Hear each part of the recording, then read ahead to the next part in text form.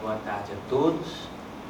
A gente vai começar então esse espaço de conversa.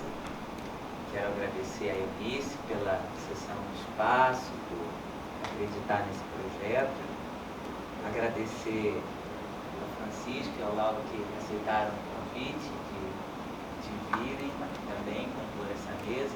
E a Adriana, que fez um esforço primeiro de vir de lá de Ribeirão para cá, tocou a empreitada e tornar isso tudo possível.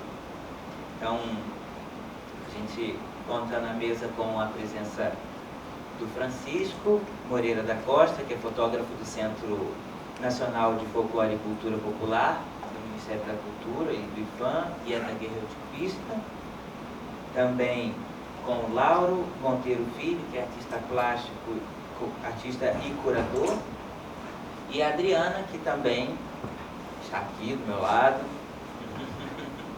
que é nossa artista, pesquisa memória, intimidade, tem um trabalho belíssimo com cerâmica, e vive e trabalha, por enquanto, lá em Ribeirão Preto.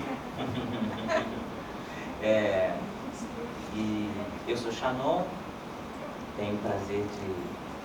tive o prazer de trabalhar com a Adriana nesse projeto como curador e tenho desenvolvido alguns projetos aqui em parceria com o Memorial.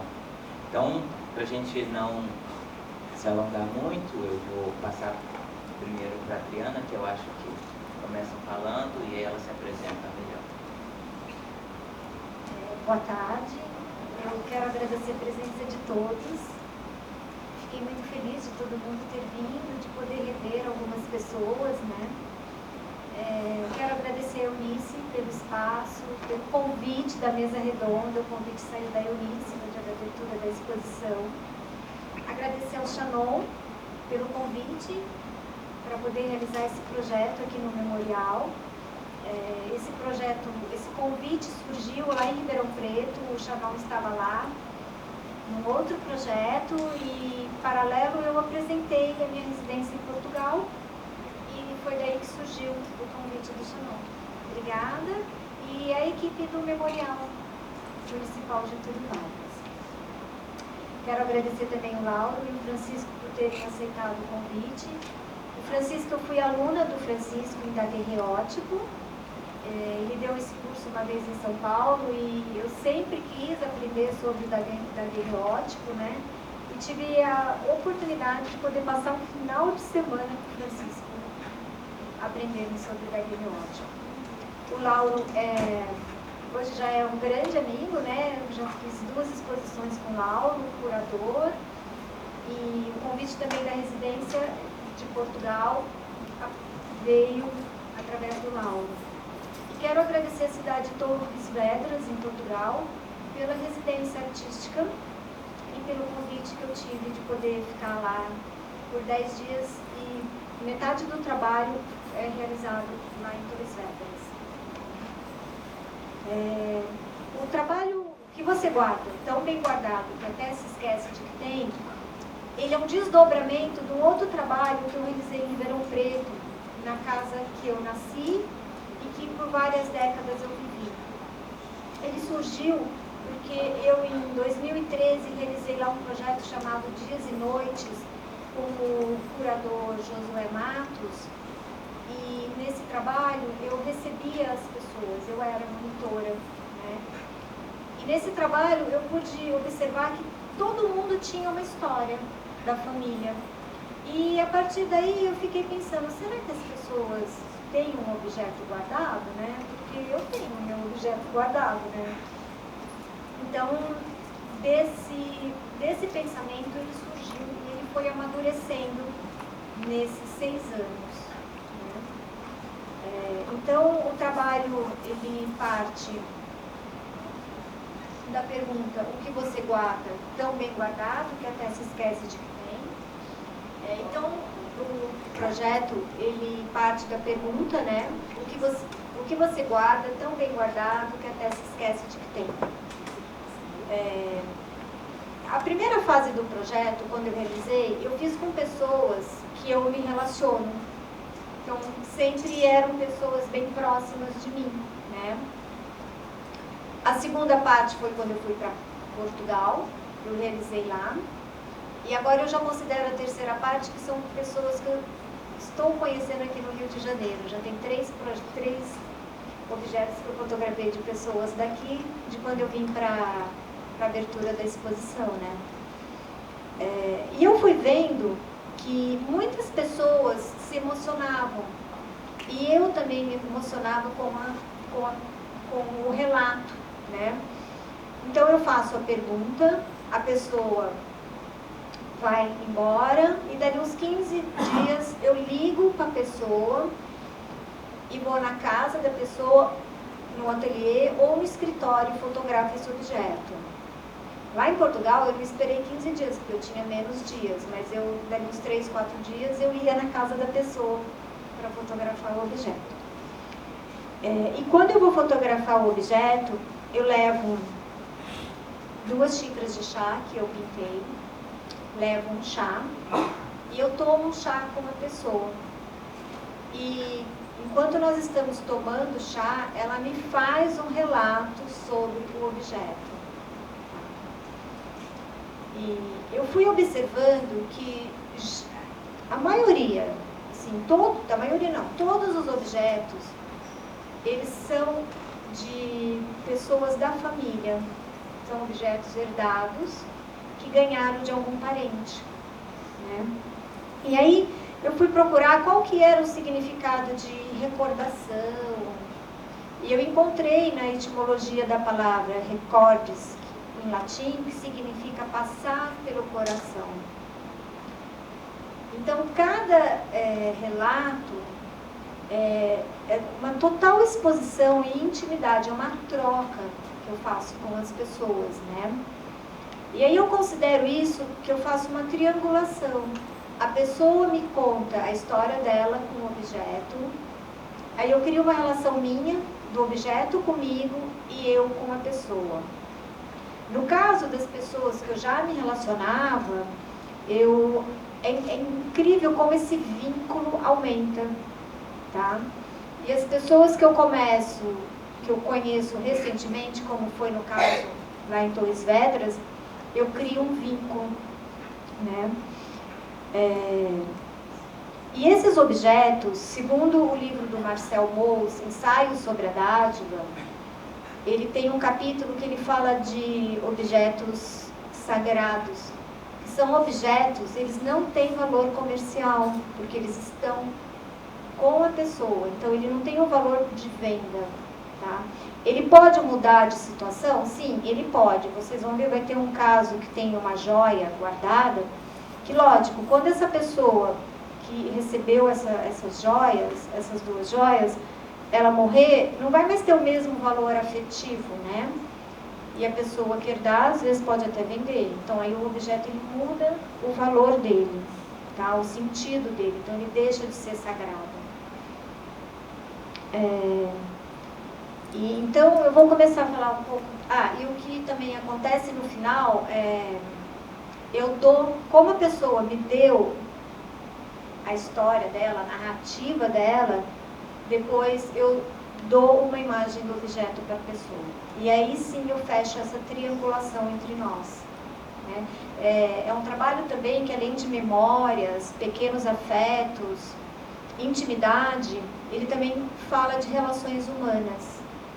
Que eu tenho percebido que hoje em dia, não só eu, acho que todo mundo, né?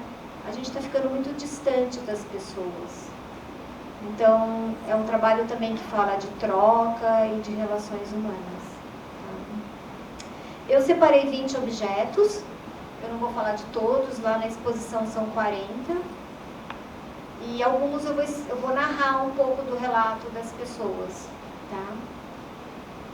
Essa caneta é uma caneta cross, que na nossa época a gente ganhava, geralmente, quando a gente se formava. Esse objeto é de um amigo meu, artista plástico lá de Ribeirão Preto, é o Daré.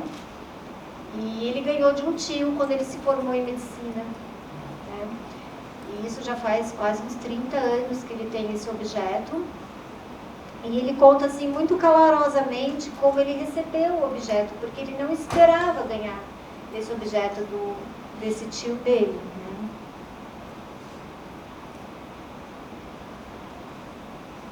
Esse canivete é de um senhor que tem hoje por volta de uns 86 anos, 87 anos. E esse objeto era da mãe dele, que ela descascava a laranja para eles quando eles viajavam de trem.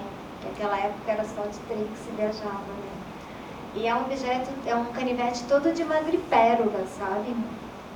E esse canivete foi muito interessante, porque quando eu expus esse trabalho pela primeira vez em Ribeirão Preto, em 2014, eu usei ele como a imagem do convite. E na abertura da exposição apareceu uma amiga minha falando, ela tinha um objeto igual, que na hora que ela viu o convite, ela falava, mas como? A Tri teve aqui, pegou esse canivete meu, né? Então, é um objeto muito lindo, muito especial, porque eu nunca tinha visto um objeto um canivete de madrepérola. Essa caneta é uma caneta muito bonita, ela é dourada, e ela é de uma grande amiga minha, eu falo que ela é minha amiga desde sempre, porque as nossas mães já se conheciam, nossos pais já se conheciam, eu nasci 2 meses antes dela, então a gente sempre estudou juntas. E eu até essa semana tive com ela e perguntei de novo sobre a caneta. E essa caneta era do pai dela. Quando nós tínhamos 10 anos, o pai dela morreu num acidente aéreo. Um acidente aéreo, assim, quem é da nossa geração deve lembrar. Foi um acidente aéreo que teve em Orly.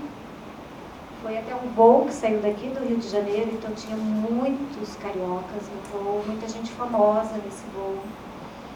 E eu chamo ele de tio, e o tio Luiz morreu nesse acidente aéreo.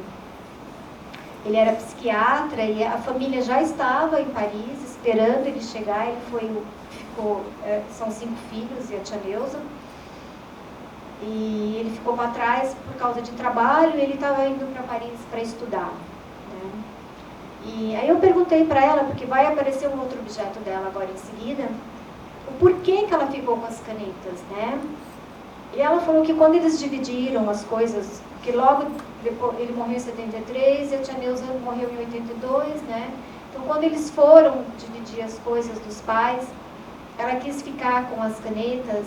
Ela ficou com uma caneta tinteiro, uma caneta esferográfica e uma lapiseira. Eu fotografei 2 canetas, essa e a tinteiro. Porque ela tem um filho, e a intenção dela é dar essa caneta para esse filho, e ela tem um afilhado, filho de uma irmã, o Joãozinho, e a intenção é dar outra caneta para esse afilhado, tá?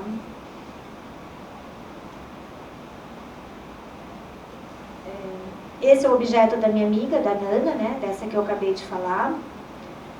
E ela tem esse livro porque ela sempre quis saber como nascem os bebês. Porque contava aquela história de cegonha e tal, mas ela tem esse livro assim desde os 7 anos de idade.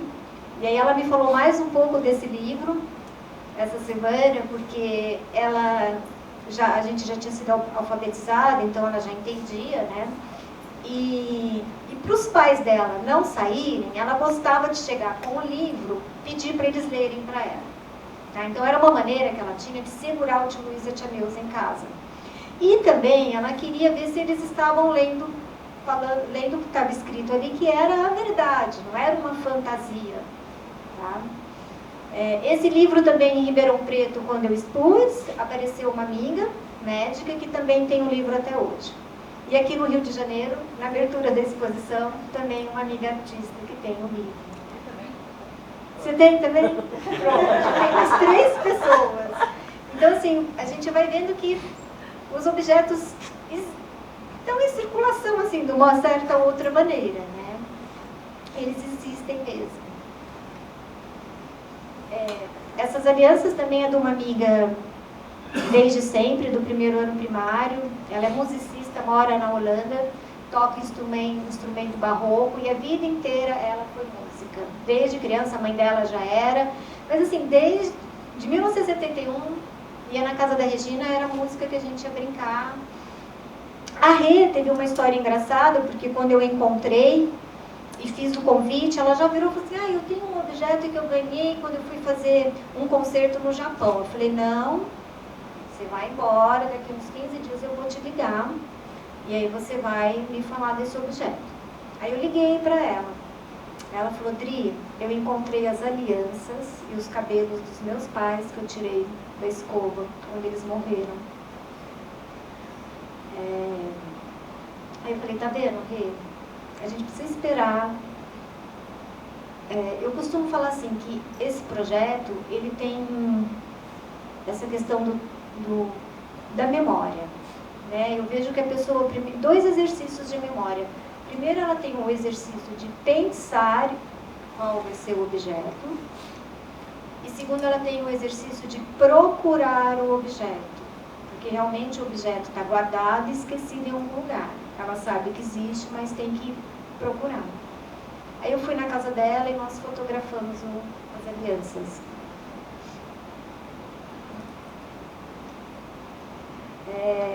Esse daí também é uma história de um cachorro, de uma cachorra, que morreu atropelada na frente da dona. E ela, na época, era muito recente, ela, no relato dela, ela chorava muito, ela pediu para não ser identificada. E ela se sentia culpada da cachorra ter morrido. E ela me falou que ela tinha guardado isso numa caixa, mas que não lembrava onde estava. Meu Deus. É isso, então falou. Desculpa. Então ela me apresentou esse pelo do cachorro dela.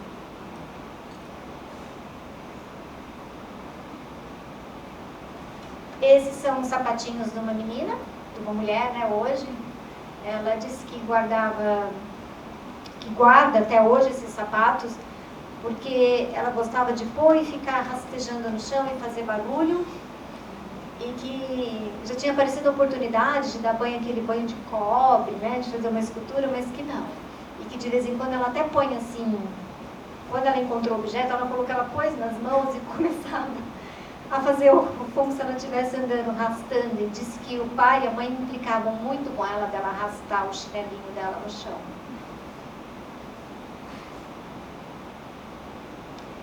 Esse também, essa semana eu procurei o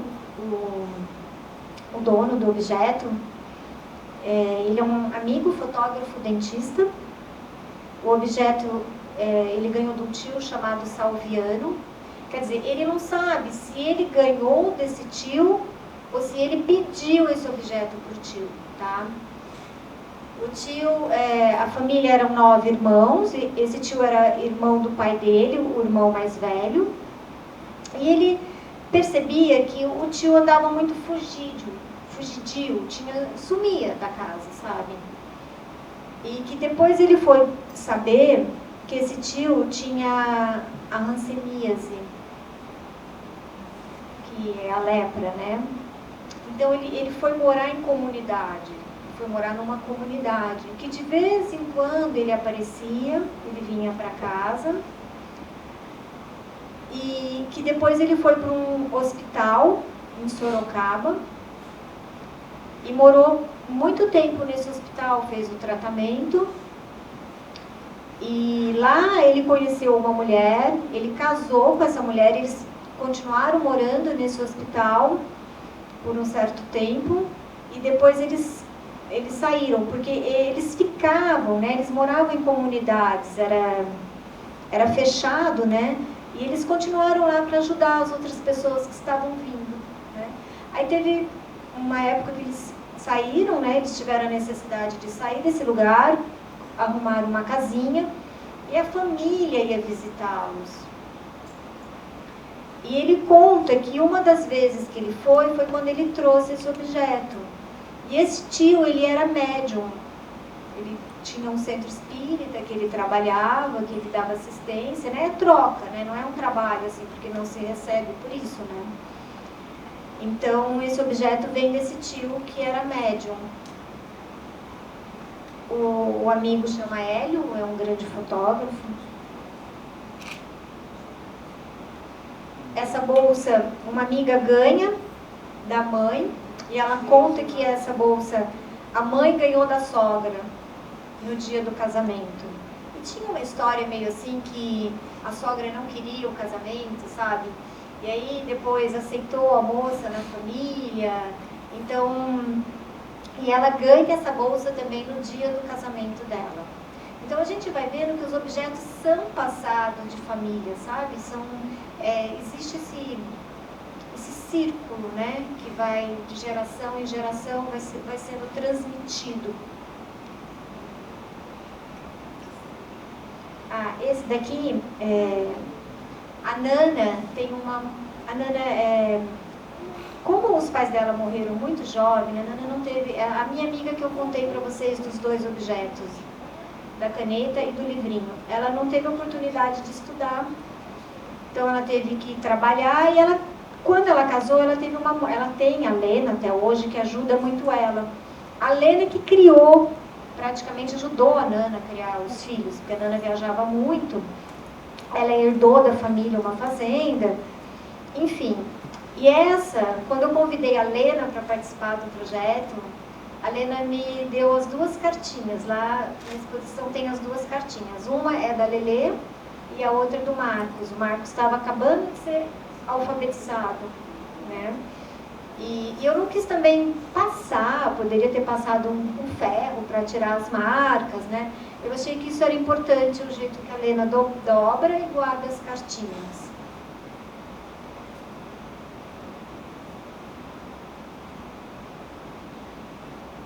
Aqui a gente entra na fase de Torres Vedras. Essa imagem é da Dona Júlia, uma cigana que eu conheci um domingo, depois do culto. Ela estava voltando, ela me viu na rua com a máquina fotográfica e ela parou para conversar comigo. E aí, dessa conversa com a Dona Júlia, saiu um convite. Ela me apresentou, até o Lauro teve a oportunidade de ir comigo na casa dela. Assim, é uma típica cigana, só se veste de preto, o jeito dela falar, né, os gestos dela, é engraçado porque para mim quebrou, né, tirou uma cortina que existia, né, eu morria de medo de ciganos, eu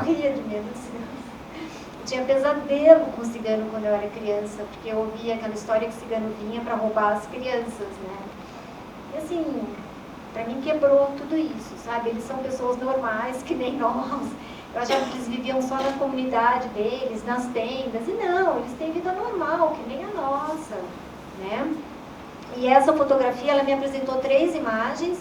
Eu escolhi uma para falar para vocês, que é ela, 2 irmãs e um primo, e um priminho dela. Eu achei bem característico pelas roupas, né? Esse é da Ana Cristina, que também é uma artista lá ela mora em Santa Cruz, na verdade. Eu a conheci numa das oficinas que estava tendo no coletivo. O coletivo é uma exposição que tem todo ano em Torres Vedras, que o Lauro é o curador, né? E numa das oficinas eu fiquei observando a Ana Cristina, ela trabalha com aquarela, e saiu uma oportunidade e eu convidei a Ana Cristina. Esse envelope, se vocês forem... Aqui não dá para ver, mas lá na fotografia dá para ver. O carimbo é de 1958. Foi a primeira sapatilha que a mãe dela comprou para ela de ponta, tá? Ela tem guardado até hoje dentro do envelope. Era desse tamanhozinho, número 33, desse tamanhozinho, né? E ela me contou a história dela de ser bailarina, do sonho que ela tinha. Então essa é a sapatilha. E tem a vermelha também, ela guarda as 2 sapatilhas, mas é essa que vem embrulhada. A vermelha ainda é menorzinha, ela é desse tamanhozinho. É essa que vem embrulhada no envelope, porque disse que em Portugal não tinha essa sapatilha. Se vocês forem ver, o carimbo é de Londres.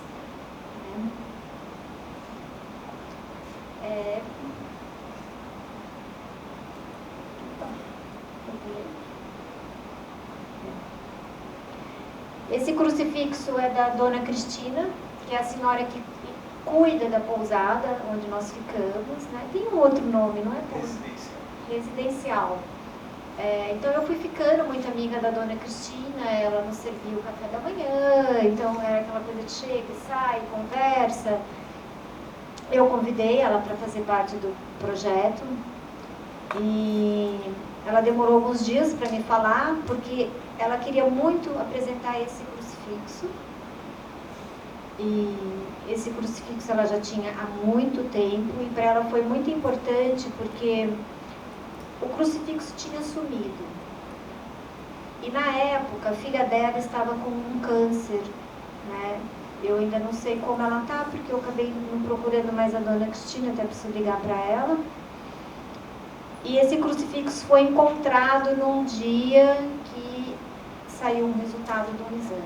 E ela chorava muito durante o relato dela.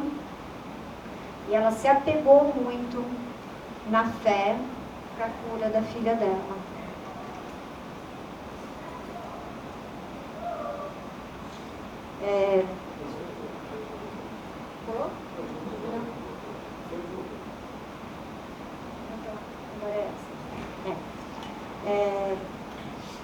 Essa é uma faquinha desse, é um punhal desse tamanhozinho. E é muito engraçado, porque lá em Portugal eu resolvi filmar os relatos. Mas eu percebi que as pessoas, diante da câmera, elas ficavam com vergonha, tá? Não se expunham totalmente, e que a verdadeira intimidade acontecia na hora que eu desligava a câmera. Então, esse objeto é de um cigano, o Lindo, que foi o Lauro que conseguiu para mim. Quando eu fui para lá já tinha tudo acertado, o Lindo concordou em participar do projeto. Só que ele me levou um quadro da associação deles, que é uma associação muito importante, eles têm uma associação muito forte para representá-los lá na Europa. A sede é em na Bélgica, né, em Bruxelas. E ele levou esse quadro, que foi quando eles fizeram de comemoração, quando eles montaram essa associação em Torres Vedras. Aí eu desliguei a câmera. Quando eu desliguei a câmera, ele me tira da carteira esse punhalzinho. E aí eu falei, nossa, o que é isso? Ele falou assim, um cigano sempre tem que andar com um punhal dentro do bolso. E estava perdido. E eu encontrei essa semana, quando eu fui procurar o meu objeto. Aí eu falei, lindo, então vai ser esse que eu vou mostrar, não vai ser o quadro. E ele ganhou esse objeto de uma tia dele, que também já estava na família há alguns anos, né? Então a gente vai vendo que vai sendo passado de um para o outro, né? E eu apresento no trabalho, então, o punhal. Essa câmera também é lá de Portugal, do Leonel. Ele é um rapaz que ficou cego, ele teve um problema muito sério com glaucoma. Só que antes dele ficar cego, ele filmou o nascimento do filho com essa câmera. E ele já estava perdendo a visão, mas ele conseguiu filmar o nascimento do filho. Hoje ele deve ter uns 13, 14 anos. E ele conta que é um objeto para ele que ele não se desfaz desse objeto, que para ele foi muito importante dele poder fazer esse registro, né? Uma pessoa que perdeu a visão.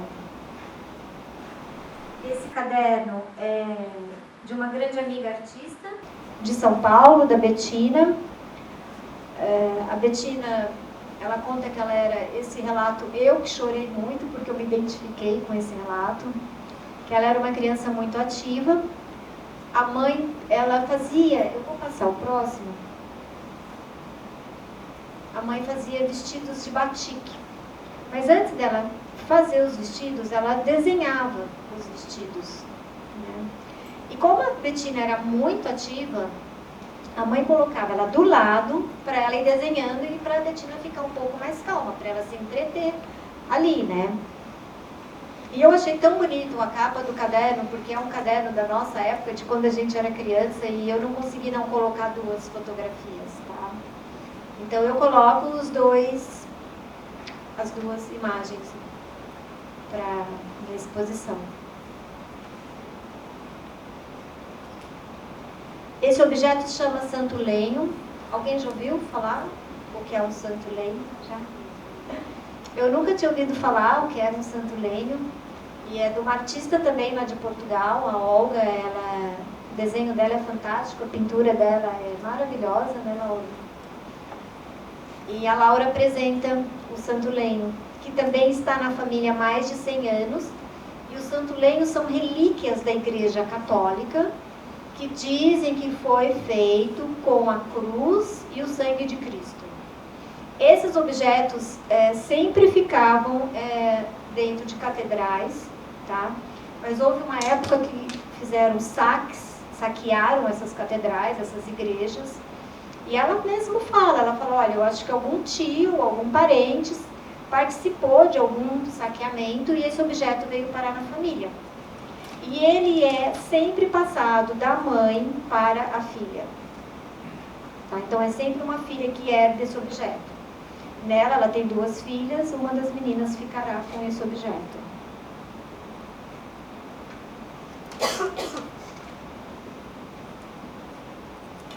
E esse objeto é de uma mulher hoje que tem 56 anos. Ela ganhou do irmão mais velho. Ela tinha entre 7 e 8 anos. Ela conta que foi quando ela estava sendo alfabetizada, porque foi quando ela aprendeu a ver horas, né? E ela fala que é muito importante para ela, porque foi esse irmão que cuidou dela. A mãe teve depressão pós-parto, e era o irmão que cuidava, e depois ela teve uma doença, ela não soube falar o nome da doença, mas ela tinha um problema que ela precisava sempre estar fazendo transfusão de sangue. Ela sempre tinha muita anemia. E o irmão conta para ela, às vezes, que iam para o hospital para fazer transfusão de sangue, e ela fala assim que ela não lembra de nada. Ele falava que ela chorava muito, dava muito trabalho para poder pegar a veia, mas que a única coisa que ela lembrava é que ela saía desse hospital com um pirulito na mão. Era a única coisa. E que ela guarda esse objeto, assim, em memória, em agradecimento ao irmão dela, ter cuidado dela. E assim eu encerro, né, a fala. Eu fico assim muito emocionada quando eu falo do trabalho, porque eu vou me vendo um pouco em cada história, sabe?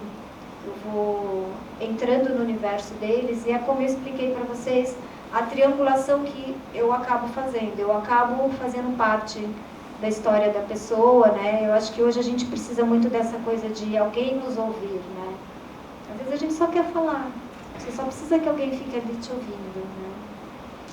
E tem esse ritual do chá, que também é muito importante, da gente tomar, sentar, sair um pouco fora do que está acontecendo lá fora.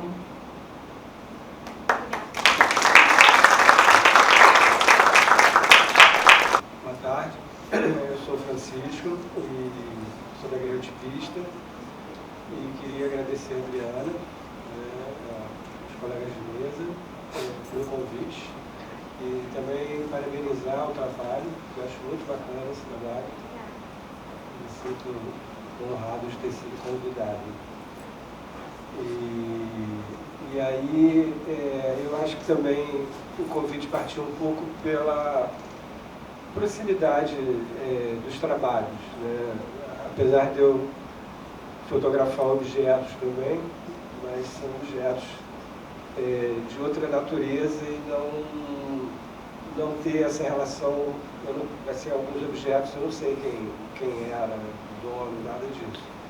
A minha ligação, como da Adriana, no trabalho dela, é a questão do tempo, a passagem do tempo, né? E a memória e a lembrança, né,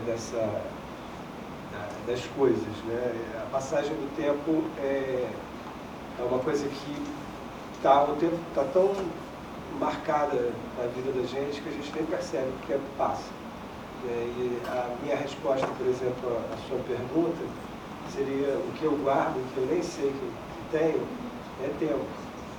A gente guarda isso de uma forma tão bem guardada que a gente até esquece que morre. Então, é uma lembrança, e por aí que eu resolvi abordar no meu trabalho, fazer uma conversa com o seu. Porque eu estou sempre muito ligado na perenidade das coisas e na utilidade que as coisas têm. E alguns objetos, eles são ressignificados, eles em algum momento têm muita utilidade e de repente eles caem em total desuso e viram uma coisa inútil, né? Não tem mais utilidade nenhuma.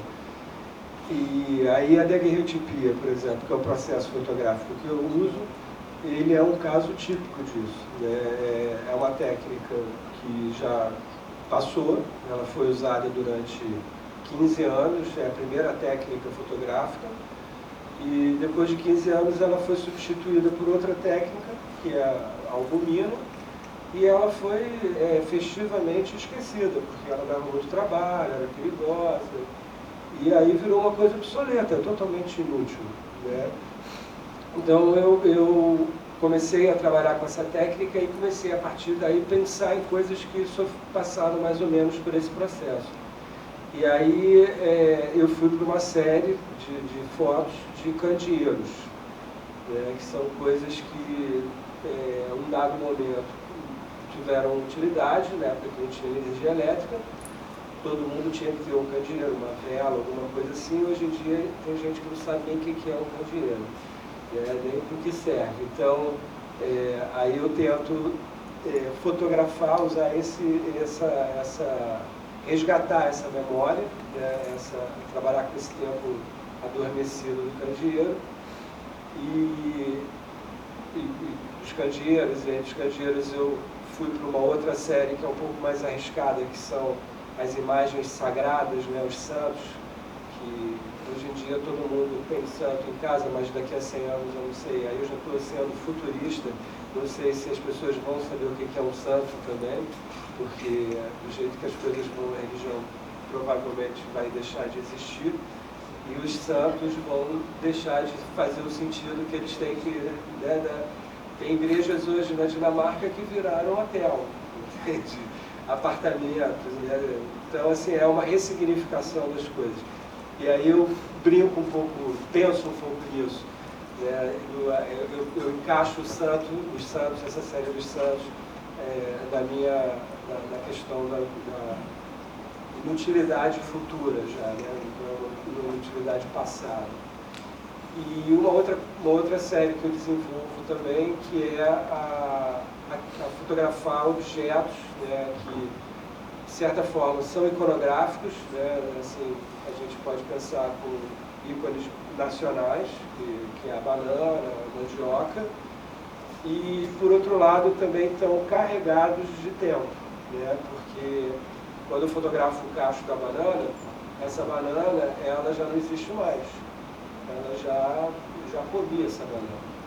Então, essa ideia de uma coisa que já existiu, deixou de existir, agora a gente só tem a memória, né, é uma brincadeira de andar no tempo, de perceber o tempo, né, de perceber que o tempo é fugaz.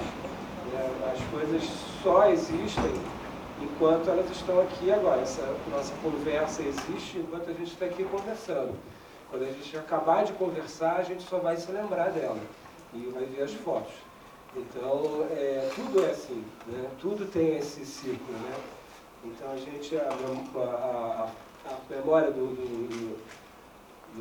da frase, né? É isso. Então, assim, a gente fica o tempo todo brincando com isso. E aí eu vou nessa coisa no caso da mandioca, por exemplo, eu peguei a raiz, fotografei ela nova, quando saiu da terra. Aí deixei ela numa prateleira durante, sei lá, 20 dias, 15 dias. Aí ela começou a se estragar, eu fiz uma segunda foto. Aí deixei ela mais 15, 20 dias, ela começou totalmente a se estragar. Aí eu fiz mais uma foto.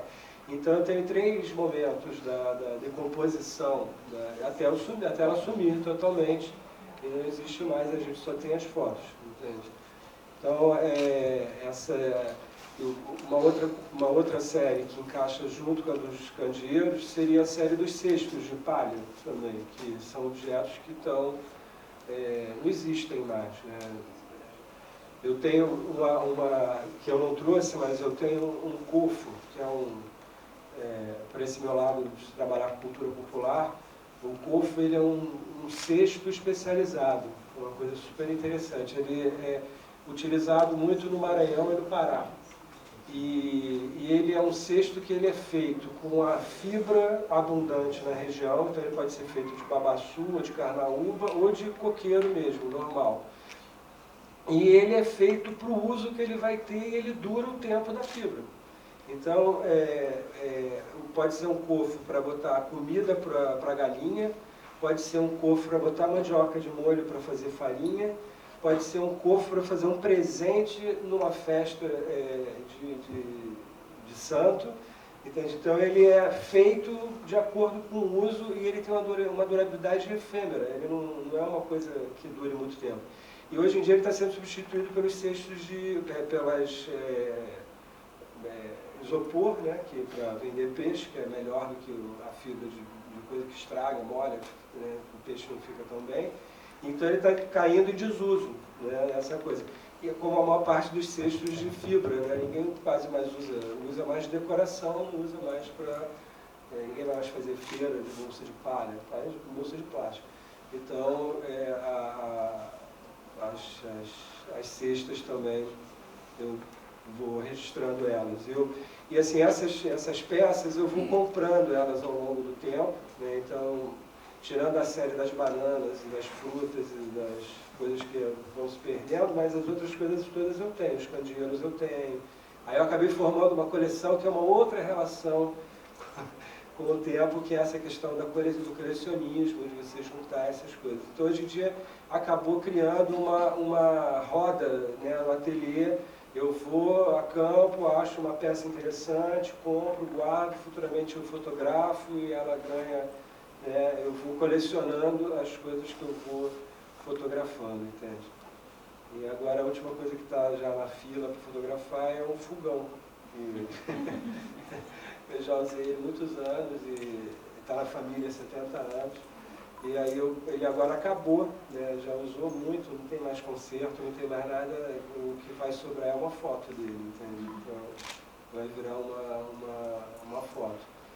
E aí é isso, essa observação do tempo, a fotografia é super bacana nesse sentido, porque a fotografia ela é uma cápsula de tempo, né? Diferente do cinema, em que você tem o movimento e o tempo instantâneo, você está percebendo ele passar. A fotografia ela é como se fosse uma caixa d'água, né? O tempo está parado naquela imagem e quando você olha para ela, o tempo passa dentro de você, não é o tempo que passa do lado de fora, ela não se mexe, é você quem se projeta naquela imagem, faz ela, você vai lembrar de onde foi feita a foto, vai lembrar da pessoa que fez a foto, vai lembrar da história daquela pessoa, daquela coisa. Então ela é muito poderosa para mexer com o tempo, né?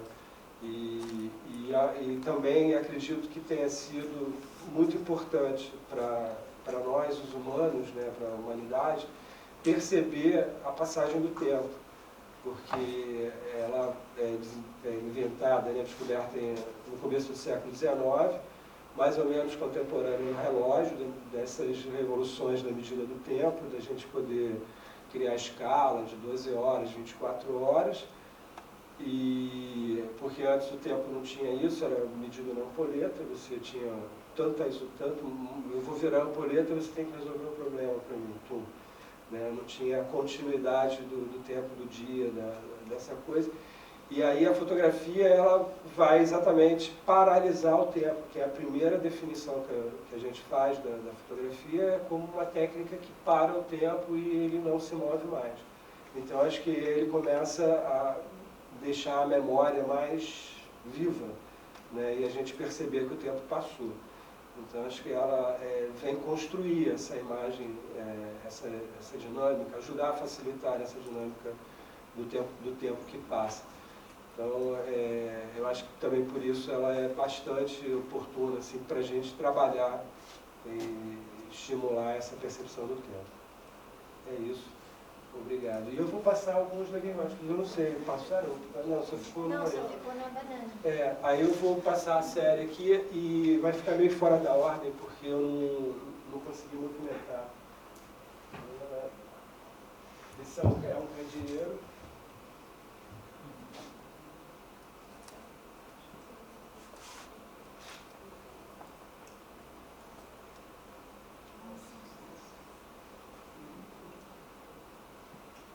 Aí a mandioca ficou temporalmente, essa seria a última, né?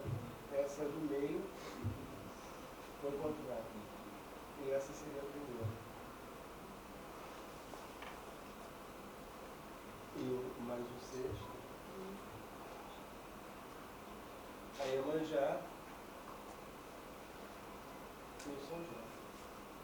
Seria a última imagem. Trabalhando.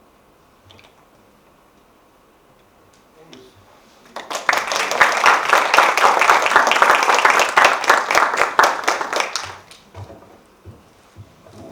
Boa tarde, muito obrigado primeiramente pelo convite, né, com os colegas aqui da mesa. Não tem mesa, mas é uma mesa. E é um prazer estar aqui com vocês. Eu adoro o Rio de Janeiro e venho tão pouco aqui. Estava falando para minha amiga Natália, que está aqui desenhando. Somos desenhadores, como dizem os portugueses, né? De rua, a gente adora desenhar e eu, além do desenho, eu gosto muito de colagem. Então, graças a Deus que todas essas imagens estão no slide, não estão no papel aqui, porque senão eu ia roubar todo e fazer uma colagem, enfim, eu adoro isso. Mas o que eu gostaria de dizer é que eu moro numa cidade aqui do Rio de Janeiro, do estado do Rio de Janeiro, que chama-se Paraty, acho que todo mundo conhece, né, que tornou-se patrimônio agora, né, patrimônio da humanidade. E é uma responsabilidade tão grande, mas isso vamos deixar para um outro papo, quando falarmos de patrimônio, né? Mas eu, obviamente, eu sou do interior de São Paulo, né, Araraquara, uma cidade muito próxima a Ribeirão. A gente diz assim, a gente é tão bairrista que diz assim, Ribeirão é a grande Araraquara. Tudo mentira, né? Ribeirão é o dobro de população, uma vida cultural impressionante. E a minha passagem de Araraquara até onde eu fui secretário de Cultura de uma prefeitura e sei das dificuldades que é manter um espaço cultural, chegar em Paraty, onde eu pus o dedo no mapa e falei, vou morar aqui, e tive essa grande oportunidade. Paraty, para mim, representava um meio, uma cidade pequena, entre Rio e São Paulo, quer dizer, um eixo poderoso no nosso país, né? Um eixo artístico poderoso. E lá montei meu ateliê, onde eu moro, né? Ao pé da Serra da Bocaina, um lugar muito gostoso. E onde eu tenho meu ateliê, né? Onde eu produzo. E hoje o ateliê é muito mais um escritório de projetos do que um ateliê. Mas eu ainda continuo produzindo, com certeza. E nessa mudança, a gente nunca sabe o que vai acontecer, né? O tempo é o que vocês estavam falando, a gente nunca sabe o que vai acontecer amanhã. E eu fui parar em Portugal. Então, há 5, 6 anos eu tenho desenvolvido uma série de atividades em Portugal, tanto em Torres Vedras, como em Leiria e como em Lisboa, né? E, claro, toda vez que eu vou, eu amplio um pouco mais esse... tudo tão pequenininho, tão pertinho, né? Então dá para ampliar. E, enfim, eu apresentei projetos tão diferentes daqui, né? De tudo, graças a Deus.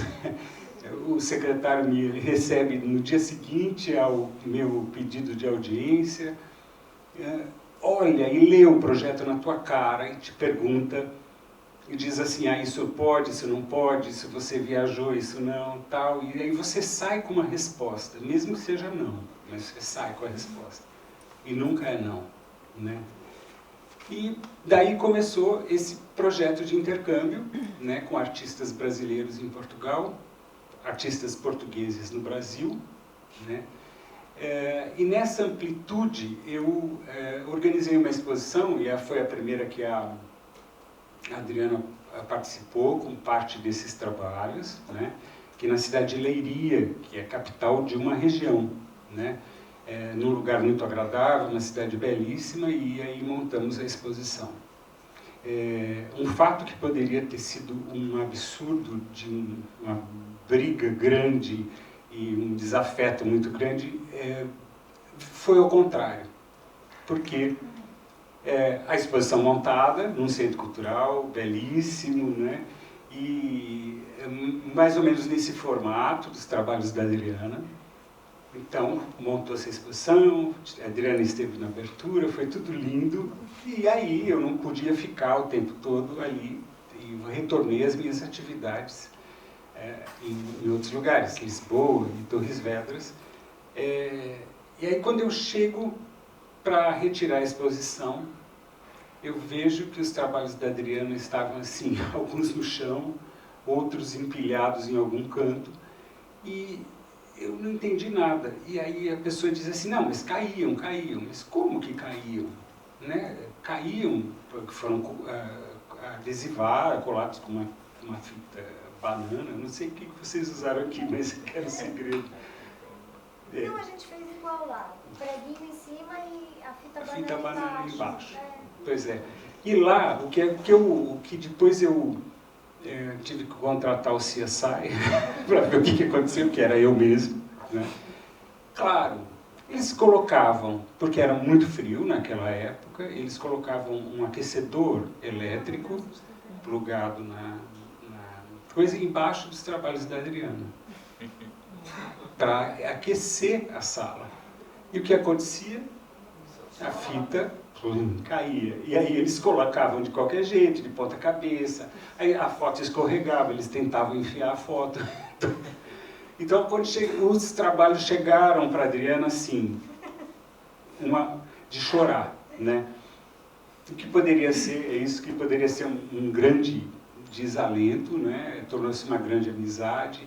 A gente conseguiu reverter toda essa situação, né? O meu respeito muito grande pelo trabalho da Adriana, pela pesquisa que ela faz, e levamos a Portugal novamente, não nessa exposição. Aí eu fui orientando a Adriana, eu quero isso, aquilo, tal, fui um cara meio chato, e aí a proposta da residência da Adriana foi muito interessante, porque, claro, eu cheguei antes e fui preparando o ambiente, conversando com as pessoas, procurando pessoas que pudessem fazer. E as pessoas, mas eu tenho que falar, eu tenho que trazer, eu tenho que fazer. Não, mas, enfim, acabei enrolando todo mundo e fiz uma agenda quando a Adriana chegou, com chá e tudo mais.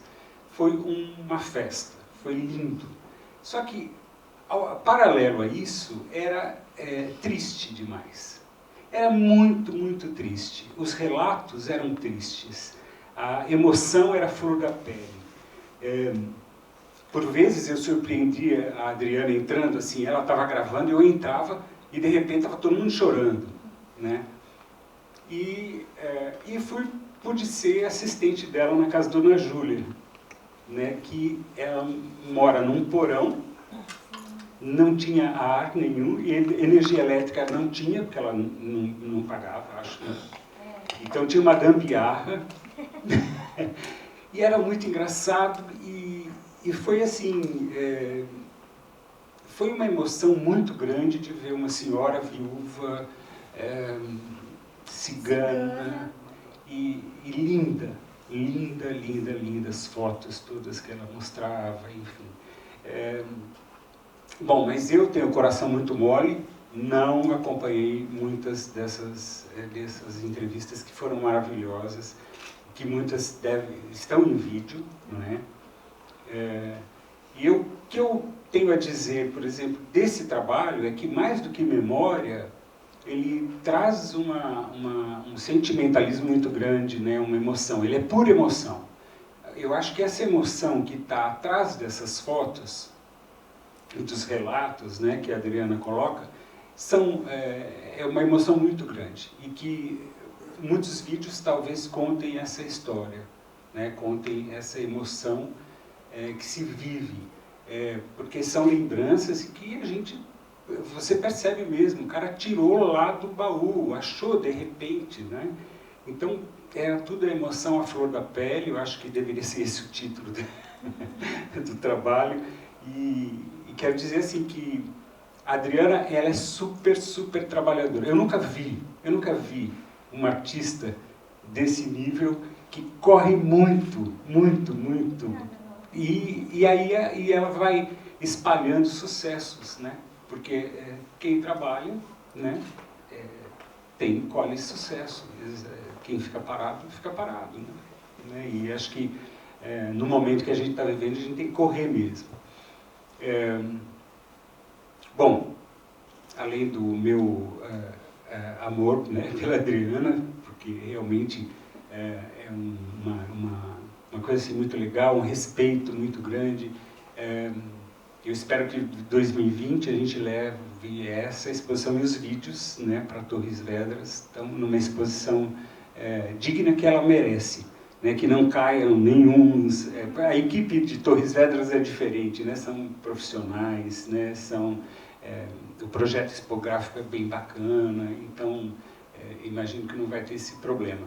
E que a gente também quer exibir os vídeos, porque hoje eles estão fazendo parte da história da cidade, né? Da memória da cidade. Então isso é muito importante.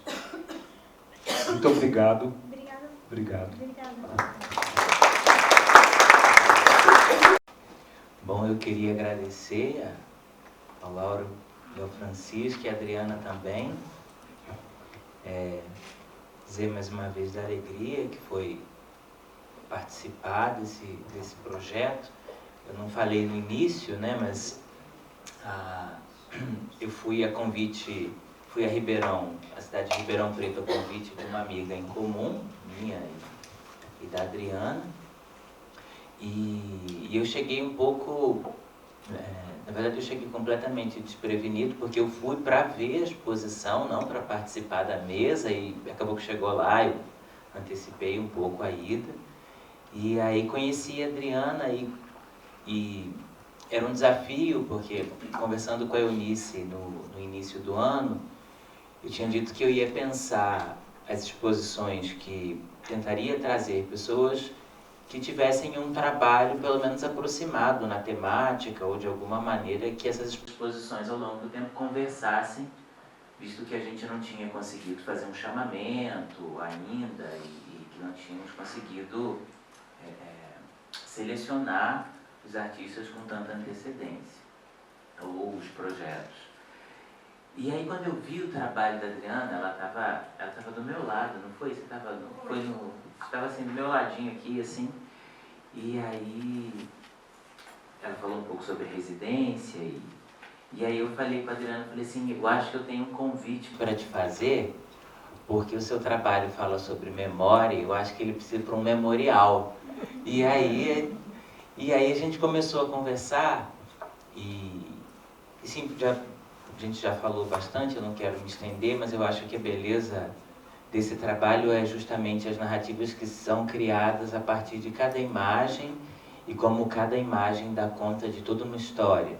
Parece que elas assumem um caráter, meio que talvez aquele do Santo Lenho, talvez uma coisa meio de relíquia, né? E cada imagem vai se tornando uma relíquia, e talvez seja isso, o fogão que estava lá 70 anos, essa imagem vai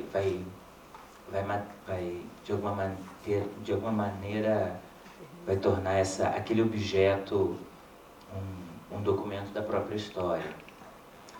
E às vezes esses documentos dessa história são também, como diria o grande filósofo Walter Benjamin, também são esses documentos da barbárie, né? Então, de todas essas coisas que acontecem, não necessariamente na vida dessas pessoas, mas também na vida dessas pessoas, e também como através desses objetos a gente consegue acessar um tempo e a partir dali compreender todas aquelas experiências que se passam direto ou indiretamente na vida dessas pessoas. Que trajetória a gente chegar até aqui, né? E a exposição está encerrando amanhã. Segunda-feira a gente desmonta. E eu queria aqui publicamente agradecer de novo a Adriana e dizer que foi muito bom. A Adriana conheceu aqui também um trabalho, né? O César trouxe alguma coisa para ela, eu separei, o César não está aqui hoje, o César é um servidor aqui do Memorial. E, enfim, eu acho que a gente vai conversar mais sobre essas memórias, todas a gente está indo para Ribeirão. Queria saber se alguém tem alguma pergunta, de repente agora é o momento, a gente ainda tem alguns minutos para poder conversar. Eu queria abrir para vocês, enfim. Raquel. Acho que não precisa. É porque todo mundo te ouve e fica no registro. Boa tarde. Belíssimo o seu trabalho, assim, toca bastante. Imagino a questão do sentimentalismo, ali, de entrar e realmente não aguentar, né, os relatos. E aí você disse que as pessoas fazem o exercício de escolha, seleção e busca do objeto, né? Não sei se você falou isso, porque quando eu cheguei você já tinha começado a apresentação, mas eu queria saber como é que você escolhe essas pessoas, por que você escolhe essas determinadas pessoas, se é algo aleatório ou é um sistema que você já criou.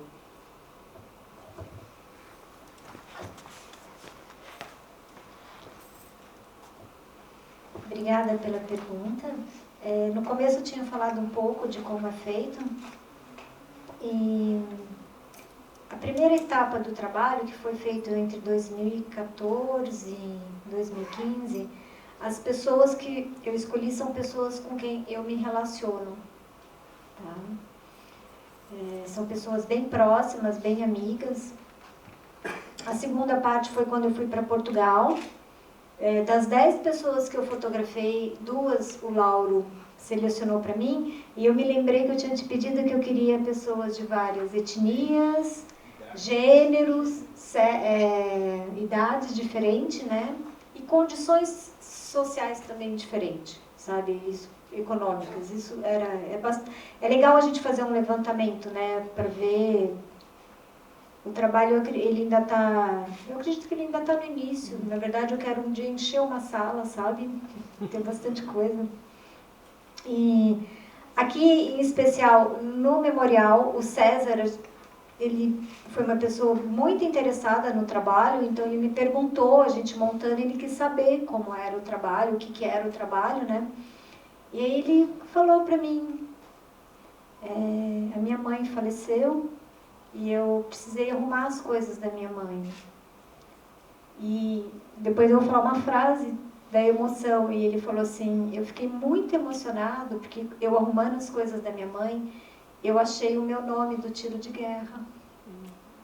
Então eu fotografei, eu até já trouxe o material para entregar para ele segunda-feira, então na exposição Ribeirão Preto vai ter o trabalho, o objeto do César, que é o nome dele, né, o sobrenome que eles usam, né, e as 2 bandeiras do tiro de guerra, sabe?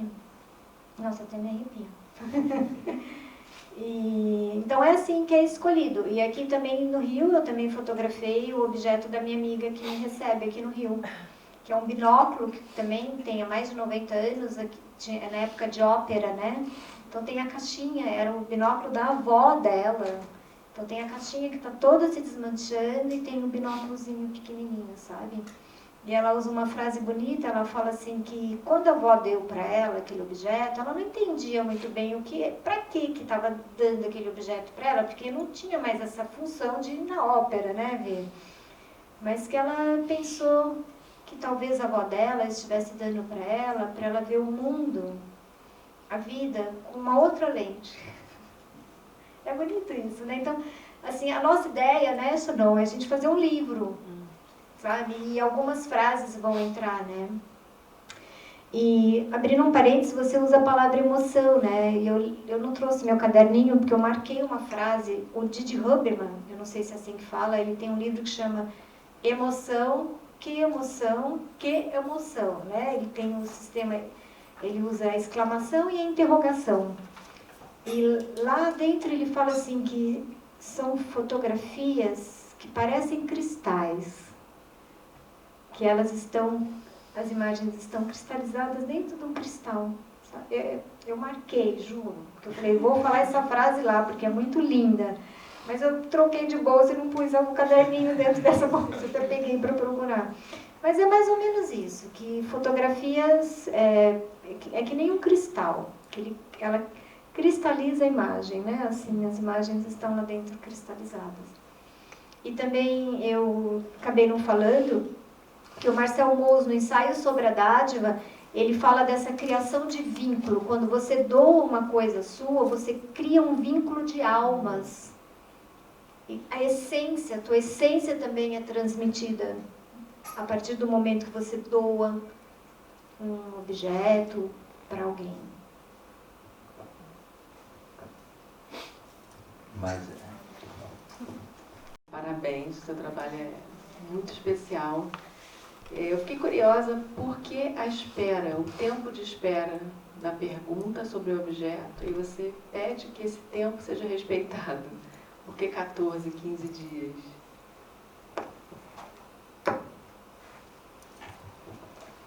Eu posso até diminuir, né? Porque lá em Portugal era diminuir. Você vê, era assim, tinha que ser no dia seguinte. A dona Júlia, eu me lembro bem, eu conversei com ela no domingo e eu marquei para terça-feira. Tanto é que eu fui na segunda-feira lá, bati na porta lá do porãozinho dela. Ela falou, mas não é amanhã? Eu falei, não, é amanhã sim.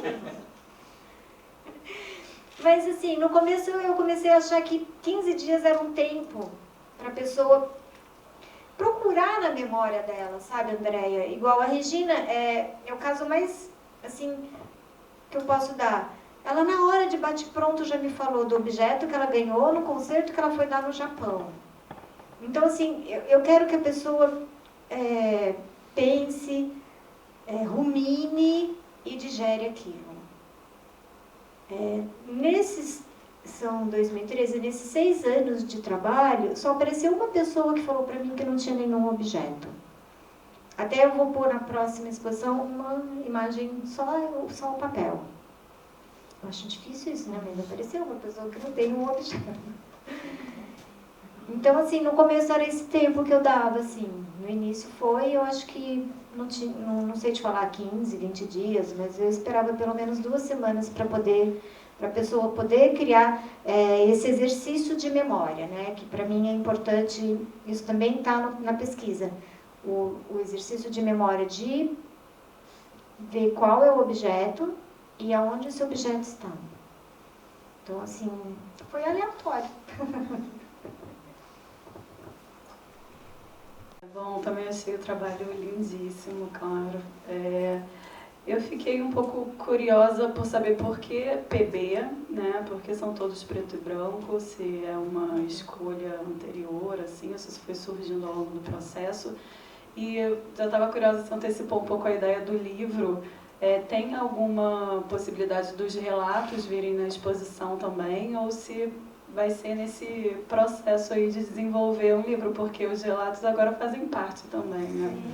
E eles, de alguma maneira, ampliam muito a experiência com as imagens, né? Não à toa, a sua fala é toda muito emocionada e carregada e vai, claro, trazendo pra gente outras camadas dessas imagens.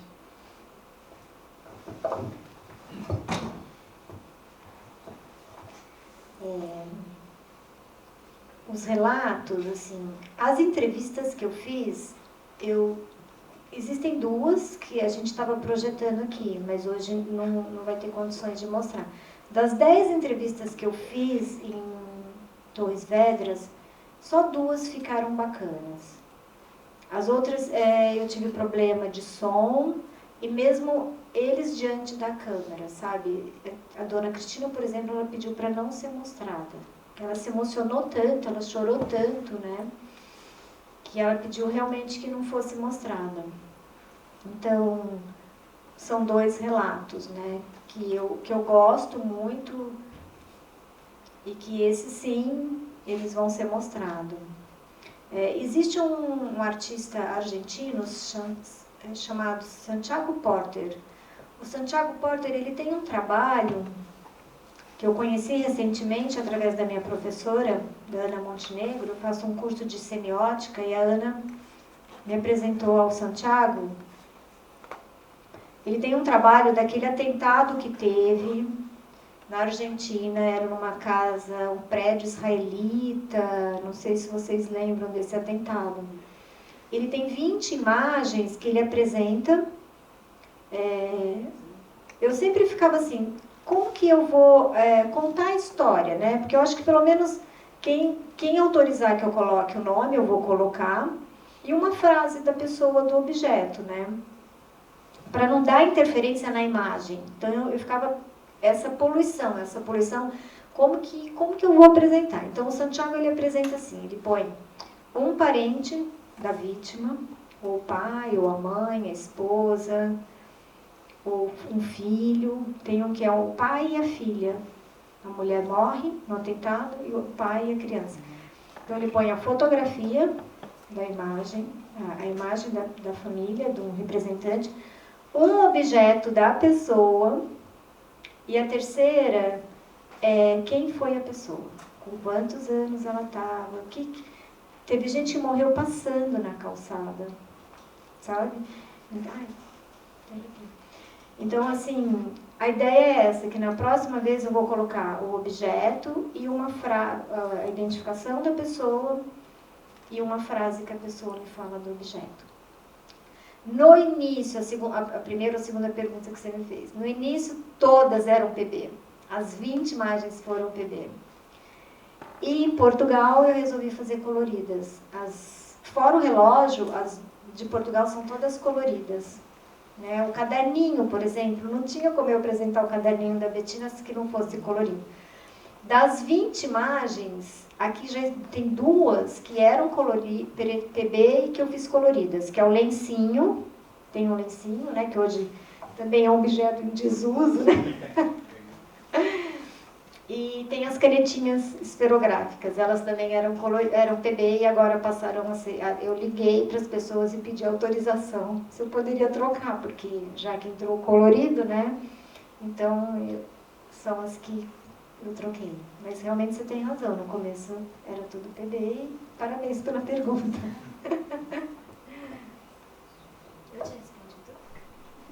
Lembrando, né, a Susan Sontag, ela tem no livro dela, o fotográfico, sobre fotografia. Ela tem uma frase que é muito interessante, que tem a ver com o que o Francisco também apresentou sobre o trabalho dele, que é: fotografar é atribuir importância. Eu acho essa frase da Susan, assim, perfeita, sabe? Ela cai certinho.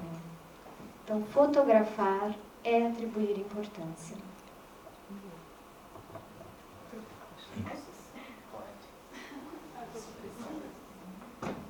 Só então para pedir para o Francisco falar um pouco sobre o processo do daguerreótipo para a gente, explicar um pouco isso, como é que você consegue fazer hoje em dia, como é que é o material, para a gente conhecer um pouco. Eu falei e nem expliquei, né? Porque achei que... Você tinha falado para eu explicar, né? Você falou assim, já que você fez o curso, você explica, né? É porque é uma técnica realmente muito distinta. Ela é uma fotografia feita em cima de uma placa de metal, né? Uma placa de prata, quer dizer, não é uma placa de prata, é uma placa de cobre, que eu dou um banho de prata nela, e aí formo uma película de prata, e em cima dessa película de prata é que é formada a imagem. Porque a fotografia, hoje em dia, não mais, mas a fotografia do século passado, do século retrasado, ela era feita à base de prata. Então, a prata, a gente tem essa prata e eu sensibilizo essa prata com iodo e com bromo. E aí eu formo os iodetos e os brometos de prata, que são, na verdade, as substâncias que são sensíveis à luz. E aí essa placa, ela vai na câmera, aí eu fotografo em cima da placa e eu revelo, e ele é um positivo direto, ele não tem negativo. Então ele já sai de dentro da câmera a imagem na placa. E essa imagem, ela é um pozinho que é depositado sobre a placa, Se você passar o dedo, você apaga a imagem. Então, eu dou um banho de ouro depois, né? E aí esse banho de ouro fixa mais a imagem. E ela fica mais resistente ao toque, mas ela tem que ser encapsulada. Então, os daguerreótipos todos são ensanduichados. Eu faço um sanduíche de vidro e lacro ele com uma fita adesiva, revestida. Ela é uma fita especial, ela tem um acabamento de alumínio e uma película adesiva, e o alumínio veda, não deixa passar nenhum tipo de ar, nada disso. E aí o daguerreótipo é parecido com uma múmia, né? Ele fica ali guardado dentro do sarcófago, né? Uma cápsula, mais uma cápsula de tempo. E aí ele dura, ele não tem problema de estabilidade à luz, ele é bem estável, instabilidade à luz, ele é bem estável à luz. Ele é sensível à oxidação, né? Você não pode, como tudo de prata, né? Talher de prata, fica tudo preto, então você tem, por isso encapsula ele, por causa do toque, né? E por causa do oxigênio. E eu faço, eu ofereço workshops desse processo. Eu tenho um estúdio em Lumiar, né? Eu tenho um ateliê, o meu ateliê em Lumiar, que na verdade eu construí o ateliê para fazer a foto da banana, porque a velocidade de exposição é muito pequenininha, né? Eu levo 20 segundos. No caso da banana, 2 minutos de exposição. Então, se ventar a balança, se balança treme, perde a nitidez. Aí eu peguei e construí um estúdio para a banana não balançar. Então, aí é sério, o cacho da banana de um dia para o outro, ele fica pendurado lá, porque aí ele roda para lá, roda para cá, roda para lá, roda para cá, até que ele para. Aí quando ele para, eu vou lá e fotografo. Então, assim, e aí eu fiz um laboratório, tenho um laboratório para técnica, para fazer os daguerreótipos, e faço esse workshop, assim, ano bissexto eu faço, ano sim, ano não eu faço. Esse ano eu não vou fazer, mas no ano que vem acho que eu vou fazer. E assim, agora também está mudando, né? Porque antigamente eu formava turma, né? Agora também desusa esse negócio de formar turma. Eu fico assim com uma proposta contínua. Quem quiser fazer o curso, entra em contato e aí junta 3 amigos e vai, passa um fim de semana, faz o workshop e volta, entende? Aí eu estou cada vez menos propenso a oferecer uma data, porque as pessoas não podem, não sei o que, é melhor, tem 3 amigos juntos, aí vai lá, a gente passa um fim de semana, que vai na sexta-feira, volta no domingo, e passa o fim de semana trabalhando, a gente passa o fim de semana fotografando. É bem legal. A cor é simples, certo? Não, a cor ela varia, você reparou que tem uns que são preto e branco e outros que são sépio. Porque é por causa da mistura, porque como é tudo muito artesanal, se eu demorar um pouquinho mais no bromo do que no outro, isso altera a tonalidade dele no final, entende? Então alguns tendem a puxar para o sépia e outros tendem mais para o preto e branco frio mesmo. E o dourar, quando vira no ouro, ele também chama um pouco mais no amarelo, no coisa. E é engraçado, porque o amarelo em fotografia, normalmente, é uma reação com enxofre, né, que forma o sépia, né, é sulfeto de prata. E ele aqui não tem, com certeza, não tem enxofre nenhum, porque não tem papel, não tem nenhuma fonte que possa contaminar de enxofre. É amarelo do processo mesmo. Você me corrige se eu estiver errada. Eu lembro quando eu fiz o curso com você, eu achei isso muito interessante. O Francisco, ele fez toda uma pesquisa para adaptar o processo daguerreótipo às nossas condições. Né? As nossas condições de clima, temperatura, umidade. Então, ele primeiro pesquisou isso para, imagina, até acertar, né, tudo. O tempo em cada produto químico. E acho que você é químico, não é? Eu lembro que tinha ele falando, é por isso, o cara é químico. Né? Então, é um processo bem químico mesmo. Tem muita química envolvida e é isso. Eu comecei, assim, porque eu estou aqui com a Sandra, que é minha colega, minha amiga, a gente trabalha em conservação de fotografia. A Sandra hoje em dia é uma conservadora, eu já deixei de ser conservador, eu trabalho basicamente mais como fotógrafo, mas na nossa origem profissional, lá no comecinho, nós fomos estudar conservação de fotografia e, por acaso, fui trabalhar e estudar com um dos maiores, um pioneiro dessa técnica do século XX, que era o Grant Homer, lá em Rochester, nos Estados Unidos. E eu fui trabalhar no laboratório dele e ele tinha uma coleção de daguerreótipos, ele sabia tudo de daguerreótipo, e ele foi o cara, junto com Irving Povarovsky, que em 1960 resolveram reativar o processo, porque a história é engraçada, assim, em 1860 mais ou menos, acabou, ninguém mais usava. No Brasil ainda ficou um bocadinho, até mais ou menos 1860 e pouquinhos, mas quando acabaram os insumos, acabou a técnica, não se fazia mais.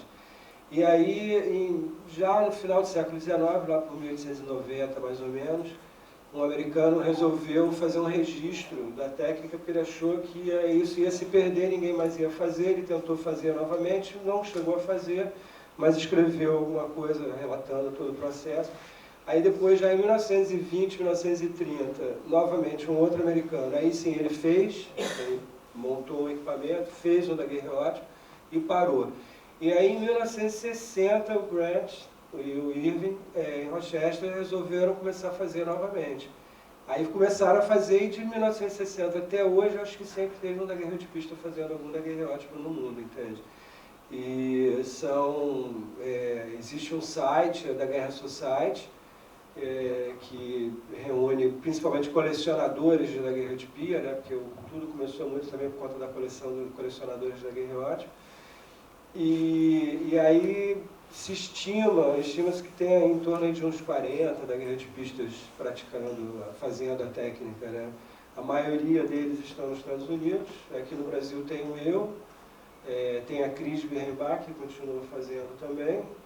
A Cris aprendeu lá, mas ela fez o workshop lá em Lumiar também. Ela, quando estudou lá nos Estados Unidos, ela aprendeu a fazer com a técnica do Becquerel, que já é uma técnica moderna. Becquerel foi um químico que descobriu a radioatividade. Um tipo de comprimento de onda que depois foi de emissão de radioatividade, que depois, estudando mais, eles chegaram à radioatividade. E aí a técnica é usar um comprimento de onda de luz que revela a placa.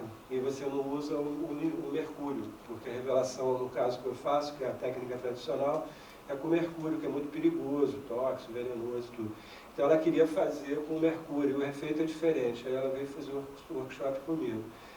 E tem na Argentina, tinha um chileno, que eu não sei se ainda está fazendo, tinha um cara no Japão, tinha acho que 2 na França, na Alemanha tem um também que eu cheguei a levantar, na Bélgica também tem um outro, e o resto está no Canadá e nos Estados Unidos. Né? Assim, a maioria está nos Estados Unidos e tem uns 2 no Canadá.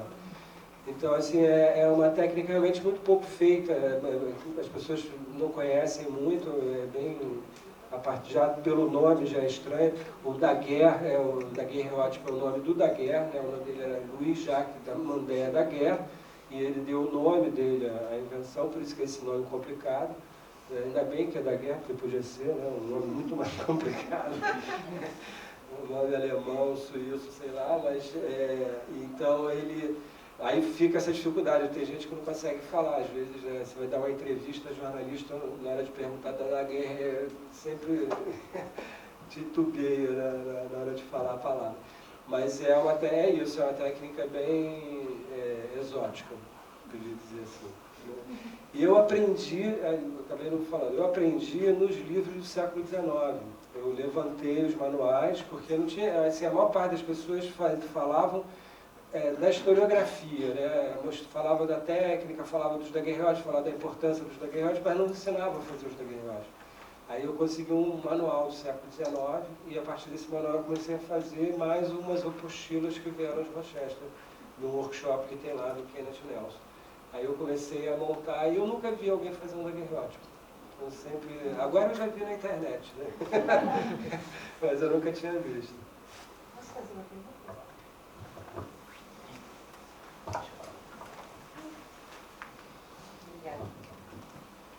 Eu testemunhei todo esse trabalho do Chico, desde o comecinho desse interesse, né? E é realmente um resultado fantástico. E essa dele aprender sozinho mesmo, né? Estudando, né? É um estudioso, né? Mas eu queria que você desenvolvesse um pouco, já que você fala, fotografa o daguerreótipo, né? A raiz da mandioca se deteriorando, como que você faz essa relação com o próprio processo que você usa do daguerreótipo, que faz agora 180 anos, né?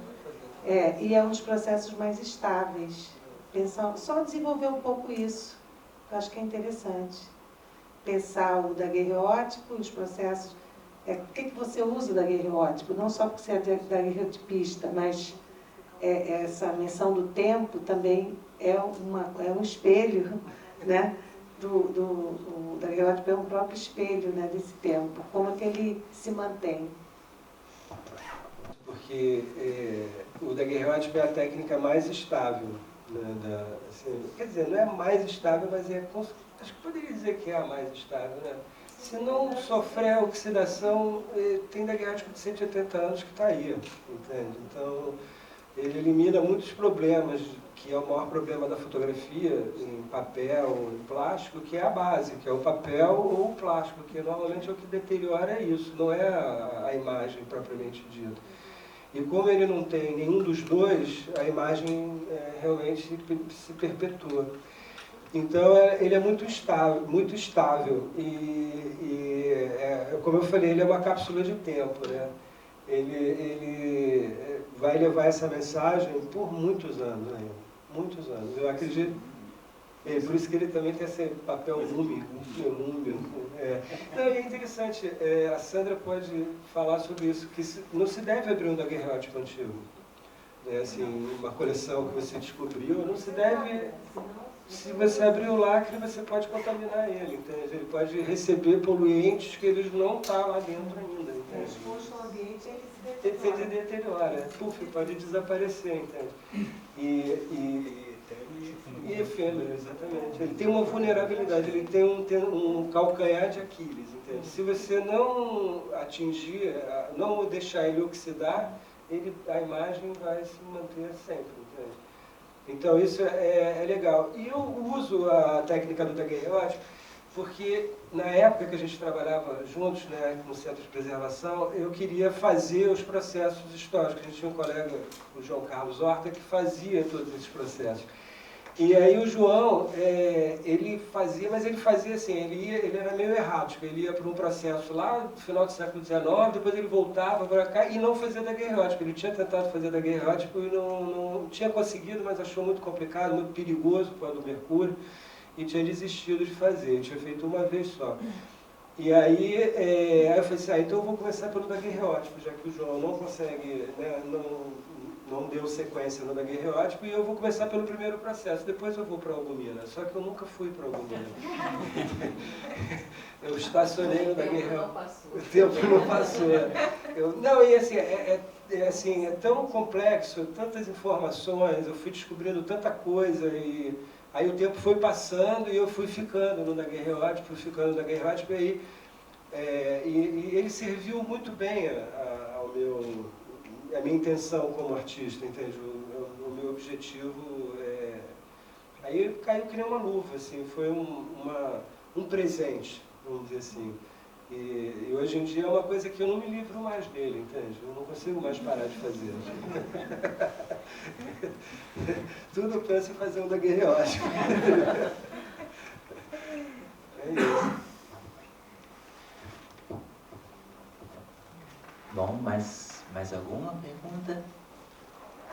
Bom, então, eu agradeço a todos e a todas. A gente encerra a nossa mesa, esperando que a gente tenha outras oportunidades de conversar e levar esse papo mais para frente. Muito obrigado, então, a presença de todos vocês.